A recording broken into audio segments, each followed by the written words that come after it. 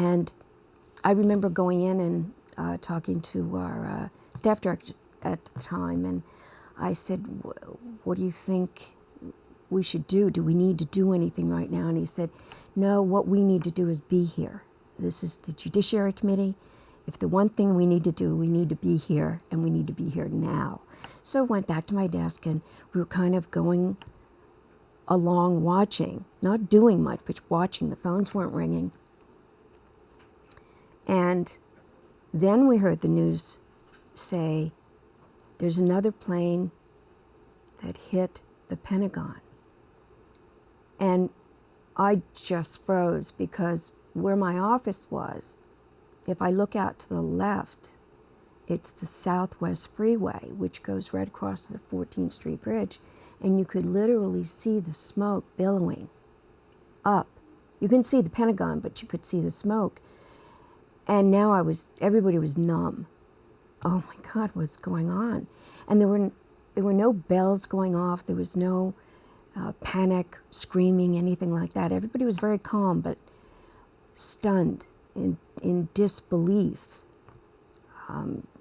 The word surreal is used a lot, but that's what it was. It was, this is not happening. And then I think it was Fox or CNN said something about a fourth plane, that they detected a fourth plane and it was heading toward Washington. And it was a guess on their part where. The White House, the Capitol, where was it going to go? Now the fear was intense. I walked back into my staff director and he said, well, let people go that need to go. But there's certain people, you should stay, I'm going to stay, somebody else is going to stay. You know, it's like the captain of the ship, you want to be the last one to leave. And just at that time, the phone started ringing. All the subcommittees were checking in. What do we do? What do we do? Then the Capitol Police came by, literally stuck their head in the door and said, we're evacuating. And simultaneously, the fire alarms went off. Now, what you have to understand is, the best we had at the time was a fire evacuation. That was it. So you literally leave the building and go to a parking lot across the street and stand there and wait. That was the best we had. So that's what everybody did.